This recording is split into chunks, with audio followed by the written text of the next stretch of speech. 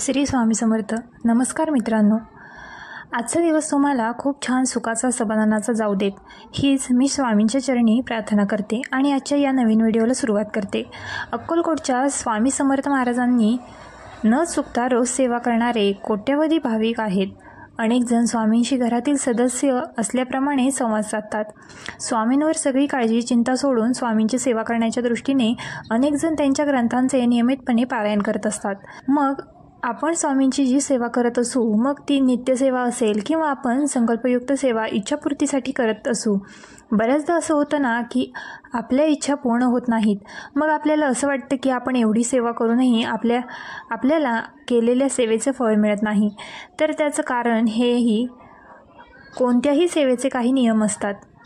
या नियमांचे पालन केलं तरच त्या सेवेचं फळ आपल्याला मिळतं. आणि स्वामींची सगळ्यात उच्च कोटीची सेवा म्हणजे श्री स्वामी चरित्र सारामृताची पारायण. नित्यसेवेमध्ये रोज तुम्ही 3 अध्याय वाचत असाल किंवा रोज 7 अध्याय वाचत असाल किंवा तुम्ही संपूर्ण पारायण करत असाल, महाराजांची कोणतीही सेवा, नित्यसेवा, श्री गुरुचरित्र पारायण किंवा श्री स्वामीचरित्र सारामृत वाचताना देखील यांचे काही नियम आहेत. ते नियम पाळणे खूप गरजेचे आहे. तर आजचा या व्हिडिओमध्ये ते कोणते नियम आहेत जे आपल्याला पाळायचे आहेत आणि अशा पद्धतीने आपल्याला पारायण करायचं आहे, तरच आपण सेवेचं फळ आपल्याला मिळणार आहे. आज या व्हिडिओमध्ये खूप महत्त्वाचा नियम आहे जो पाळलाच पाहिजे. आपल्याला माहीत आहे, परब्रह्म भगवान श्री स्वामी समर्थ महाराज हे पूर्ण ब्रह्म आणि अनंतकोटी ब्रह्मांड नायक आहेत. त्यामुळे प्रत्येक गोष्ट ही स्वामी महाराजांनीच निर्माण केलेली आहे. प्रत्येक वस्तूत व प्रत्येक ठिकाणी परमेश्वर आहे, असे आपला धर्म आणि संस्कृती सांगते. आपण स्वामी सेवा ही स्वामी महाराजांना सर्वसाक्षी सर्वेश्वर मानून करत असतो. तेव्हा स्वामी सेवा करताना स्थळ, काळ आणि वेळेचे कसलेही बंधन आपल्यावरती राहत नाही. परंतु हे जरी जितकं सत्य आहे, तितकंच आपल्याला इच्छित कार्यपूर्तीसाठी, इच्छित कार्य पूर्ण होण्यासाठी जर आपल्याला संकल्पयुक्त पारायण करायचे असतील किंवा संकल्पयुक्त एखादी सेवा करायची असेल, तर आपल्याला काही नियमांचे पालन हे करावेच लागते. त्याच्यामध्ये एक नियम, तुम्ही स्वामीचरित्र सारामृत वाचत असाल तर त्याच्यामध्ये सुद्धा लागू पडतो. मग भलेही तुम्ही हे सारामृत संकल्पयुक्त करत आहात किंवा मग तुम्हाला इच्छा नसतानाही, म्हणजेच तुमच्या मनाची काहीतरी इच्छा धरून नाही, तर तुम्हाला फक्त स्वामींची सेवा करायची आहे. या कारणाने जर तुम्ही सेवा करायची म्हणून जरी स्वामीचरित्र सारामृत वाचन करत असाल, तरी तुम्हाला हा नियम पाळायचा आहे. तर पहा, आपल्या महाराष्ट्रातील प्रत्येक घरांमध्ये, ज्या घरांमध्ये स्वामीचरित्र पारायण केलं जातं, त्या प्रत्येक घरामध्ये हा नियम पाळलाच पाहिजे. जर हा नियम आपल्याला पाळणं शक्य नसेल, तर मग आपण हे सारामृताचे वाचन पठण करून काही फायदा होत नाही.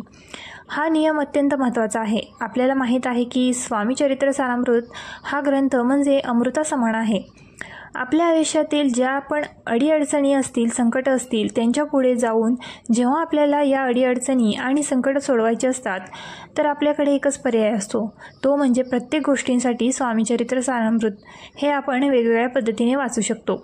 म्हणजेच काही तर पुस्तक एकच असणार आहे किंवा मग ग्रंथही एकच असणार आहे, त्यातील ओव्या पण एकच असणार आहेत.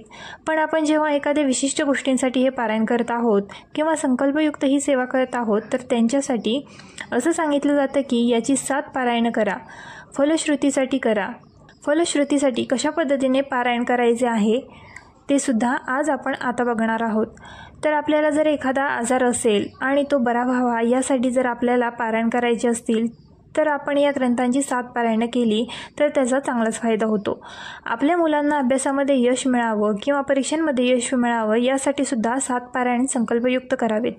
जर आपण 7 पारायणं केली तर त्याचा खूप चांगला रिझल्ट आपल्याला बघायला मिळत असतो. आता हे पारायण विद्यार्थ्यांनी करायचं की आईवडिलांनी करायचं, कोणीही केलं तरी चालते. म्हणजेच विद्यार्थी पण करू शकतात. विद्यार्थ्यांना शक्य नसेल तर आईवडीलसुद्धा त्या विद्यार्थ्यांसाठी करू शकतात. परंतु जर ते विद्यार्थी करत असतील, म्हणजेच आपली मुलं जर करत असतील, तर अतिशय उत्तम आहे. त्यांना नक्कीच तुम्ही हे पारायण करू द्या. त्याचबरोबर विवाह जमून तो निर्विघ्नपणे पार पडावा असं वाटत असेल, तर आपण एका दिवसामध्ये एक स्वामीचरित्र सारामृताचं संपूर्ण पारायण संकल्पयुक्त करू शकतो. त्यानंतर नोकरी मिळवण्यासाठी किंवा मग व्यवसायामध्ये यश मिळवण्यासाठी सुद्धा आपण श्री स्वामीचरित्र सारामृताचे पारायण केलं तर त्याचा खूप चांगला फायदा होतो. आपल्या स्थावर मालमत्तेची अडकलेली काम जर पूर्ण करायची असतील तरीसुद्धा आपण 7 पारायण करायचे असतात. हा पाठ करताना आपण नेहमी श्रद्धापूर्वक करावा आणि त्याचबरोबर आपण याचा संकल्प केला तर त्याचा चांगलाच फायदा मिळतो. म्हणजे आपण कोणतीही सेवा करताना ती संकल्पयुक्त करायची आहे. आता तुम्ही स्वामीचरित्र सारामृताची रोज 3-3 अध्याय करत असाल, म्हणजेच तुम्ही नित्यसेवा करत असाल, 3-3 अध्याय वाचली तर 7 दिवसांमध्ये तुमचं एक पारायण पूर्ण होतं. या ग्रंथांमध्ये एकूण 1 ते 21 अध्याय दिलेले आहेत. रोज 3-3 पारायण केली तर 7 दिवसांमध्ये 3 या पद्धतीने 7 दिवसांमध्ये तुमचं एक पारायण पूर्ण होतं. अगदी त्याचबरोबर रोज जर तुम्ही 7 अध्याय वाचले तर 3 दिवसांमध्ये तुमचे एक पारायण पूर्ण होतं. त्याचबरोबर जर तुम्ही संकल्पयुक्त ही सेवा करत असाल, जसं व्हिडिओमध्ये मी आधी सांगितलं की तुम्हाला जर 7 पारायण करायचे असतील, म्हणजेच रोज तुम्ही गुरुवारपासून जर सुरुवात केली तर गुरुवार ते पुढच्या गुरुवारपर्यंत तुमची 7 पारायणं पूर्ण होतात. मग यासाठी तुम्हाला या ग्रंथांमध्ये दिलेली 1 ते 21 अध्याय एकाच बैठकीमध्ये पठण करायचे असतात. पण त्याआधी तुम्हाला संकल्प करायचा. संकल्प तुमच्या इच्छापूर्तीसाठी किंवा तुम्ही स्वामींसाठी ही सेवा करत असाल तरी देखील संकल्प करा. संकल्पांमुळे आपण त्या सेवेशी बांधले जातो आणि आपल्याकडून स्वामी महाराज जी सेवा निर्विघ्नपणे पूर्ण करून घेतात. आता ज्या दिवशी तुम्ही पारायण करणार आहात तर नुसतं या ग्रंथाचं पारायण करून चालणार नाही. तुम्हाला 11 माळी किंवा 1 माळ तरी श्री स्वामी समर्थ या षडक्षरी मंत्राचा जप करायचा आहे. त्याचबरोबर तुम्हाला 11 वेळा किंवा 1 वेळा तारक मंत्राचे पठण करायचं आहे. आणि जर तुम्ही नित्यसेवा करत असाल, नित्यसेवेमध्ये देखील तुम्ही 11 माळी महाराजांचा श्री स्वामी समर्थ या षडाक्षरी मंत्राचा जप करू शकता. तेवढ्या माळी करणे शक्य नसेल तर किमान 1 माळ तरी तुम्हाला रोज मंत्राचा जप करणे आवश्यक आहे. आणि तुम्हाला तारक मंत्राचे देखील 1 वेळा पठण करायचं आहे. एवढी सेवा तुम्हाला करायची आहे. तुम्ही कोणतीही सेवा करत असाल, संपूर्ण पारायण करत असाल किंवा नित्यसेवा करत असाल तरी देखील तुम्हाला या सेवेसाठीचा एक नियम पाळणे अत्यंत आवश्यक आहे. तरच तुम्ही केलेल्या सेवेचं फळ तुम्हाला मिळेल. आता तुम्ही या सेवा करताना तुम्हाला कोणते नियम असतात का किंवा कोणते नियम पाळायला पाहिजेत, तर हो, असे काही नियम आहेत की जे आपण पाळायला हवेत. मांसाहार जो प्रत्येक सेवेमध्ये प्रत्येक पूजेपर्यंत वर्ज्य मानला जातो.